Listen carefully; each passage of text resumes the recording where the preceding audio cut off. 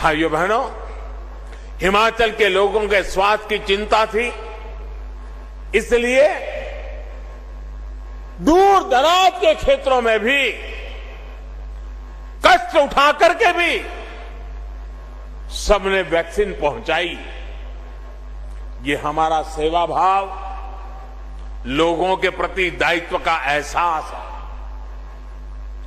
यहां सरकार ने लोगों के विकास के लिए अनेक नई योजनाओं को लागू किया है और केंद्र सरकार की योजनाओं का भी बेहतर तरीके से विस्तार कर रही है। ये दिखाता है कि हिमाचल सरकार को लोगों की, गरीबों की कितनी चिंता है। साथियों, आज हमारी सरकार बेटियों को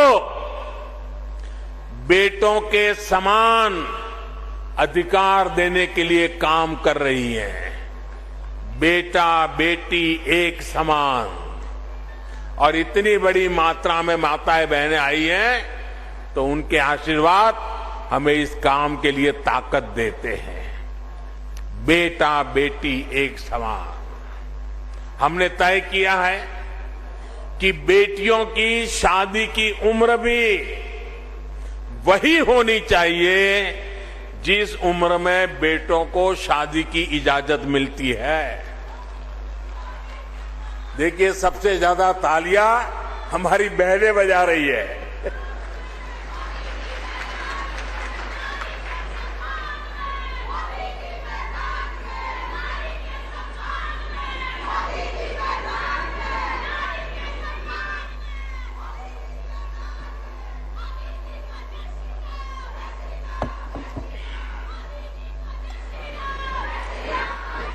बेटियों की शादी की उम्र 21 साल होने से उन्हें पढ़ने के लिए पूरा समय भी मिलेगा और वो अपना कैरियर भी बना पाएगी।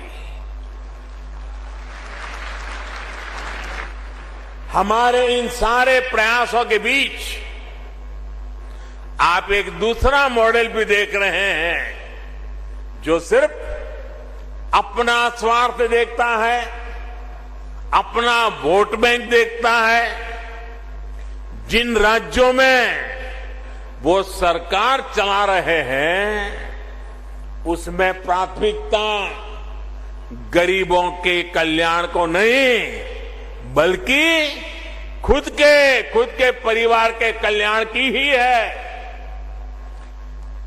मैं जरा चाहूंगा, देश के पंडितों से आग्रह करूंगा, जरा उन राज्यों का वैक्सीनेशन का रिकॉर्ड भी जरा देख लीजिए। उनका वैक्सीनेशन रिकॉर्ड भी इस बात का गवाह है कि उन्हें अपने राज्य के लोगों की चिंता नहीं है। साथियों, हमारी सरकार पूरी संवेदनशीलता के साथ, सतर्कता के साथ आपकी हर आवश्यकता को ध्यान में रखते हुए निरंतर काम कर रही है। अब सरकार ने तय किया है कि 15 से 18 साल के बीच जो बच्चे हैं, बेटे बेटियां हैं, उनको भी 3 जनवरी सोमवार से वैक्सीन लगाना शुरू हो जाएगा।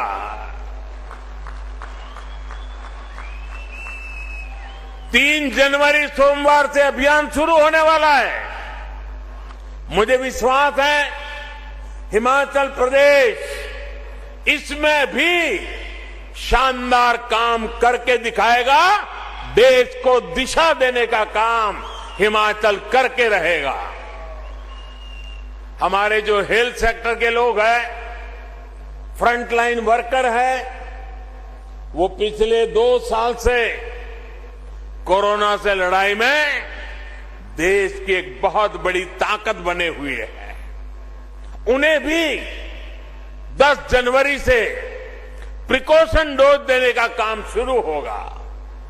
60 साल से ऊपर के बुजुर्ग जिन्हें पहले से गंभीर बीमारियां हैं, उन्हें भी डॉक्टरों की सलाह पर प्रिकॉशन डोज का विकल्प दिया गया है। ये सारे प्रयास हिमाचल के लोगों को सुरक्षा कवच तो देंगे ही, यहां के लिए जरूरी टूरिज्म सेक्टर को भी बचाने में और आगे बढ़ाने में ये बहुत मदद करेंगे। साथियों, हर देश में अलग अलग विचारधाराएं होती हैं, लेकिन आज हमारे देश के लोग स्पष्ट तौर पर दो विचारधाराओं को देख रहे हैं। एक विचारधारा विलंब की है, दूसरी विचारधारा विकास की है। विलंब की विचारधारा वालों ने पहाड़ों पर रहने वाले लोगों की कभी परवाह नहीं की, चाहे इंफ्रास्ट्रक्चर का काम हो, लोगों की बुनियादी सुविधा देने का काम हो। विलंब की विचारधारा वालों ने हिमाचल के लोगों को दशकों तक इंतजार करवाया।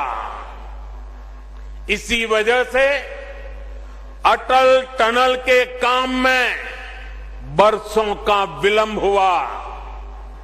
रेणुका जी परियोजना में भी 3 दशकों का विलंब हुआ।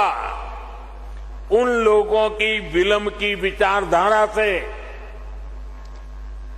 तद्दन अलग हमारा कमिटमेंट सिर्फ और सिर्फ विकास के लिए है, तेज गति के विकास के लिए है।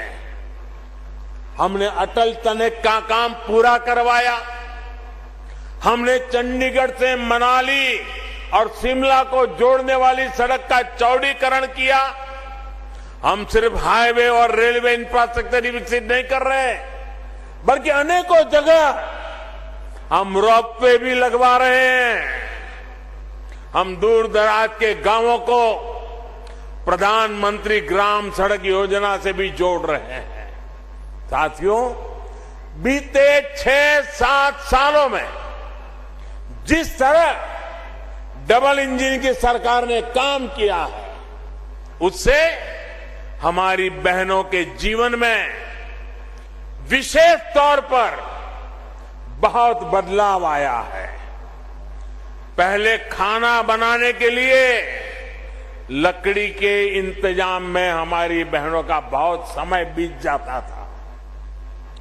आज घर घर गैस सिलेंडर पहुंचा है। शौचालय की सुविधा मिलने से भी बहनों को बहुत राहत मिली है। पानी के लिए यहां की बहनों बेटियों को कितनी मेहनत करनी पड़ती थी, ये आपसे बेहतर और कौन जानता है। एक समय था जब पानी का कनेक्शन पाने के लिए ही कई दिनों तक सरकारी दफ्तर के चक्कर लगाने पड़ते थे। आज सरकार खुद पानी का कनेक्शन देने के लिए आपके दरवाजे पर दस्तक दे रही है। आजादी के 7 दशक में हिमाचल में 7 लाख परिवारों को पाइप से पानी मिला था। 7 दशक में 7 लाख परिवारों को। सिर्फ 2 साल के भीतर ही, और वो भी कोरोना काल होते बावजूद भी, 7 लाख से अधिक नए परिवारों को पाइप से पानी मिल चुका है। 7 दशक में 7 लाख कितने? 7 दशक में कितने? जरा उधर से भी आवाज आए, कितने? 7 दशक में 7 लाख। और हमने 2 साल में दिए 7 लाख और नए। कितने दिए? 7 लाख घरों में पानी पहुंचाने का काम अब लगभग 90% आबादी के पास नल से जल की सुविधा है। डबल इंजन सरकार का यही लाभ होता है। केंद्र सरकार का एक इंजन जिस योजना को शुरू करता है, राज्य सरकार का दूसरा इंजन उस योजना को तेज गति से आगे ले जाता है। अब जैसे आयुष्मान भारत योजना का उदाहरण है, इस योजना को आगे बढ़ाते हुए राज्य सरकार ने हिम केयर योजना शुरू की और ज्यादा लोगों को 5 लाख रुपए तक के मुफ्त इलाज के दायरे में लाई।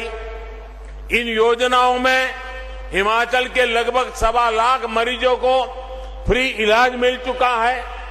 इसी प्रकार यहां की सरकार ने उज्ज्वला योजना के लाभार्थियों का विस्तार गृहिणी सुविधा योजना से किया, जिससे लाखों बहनों को एक नई मदद मिली।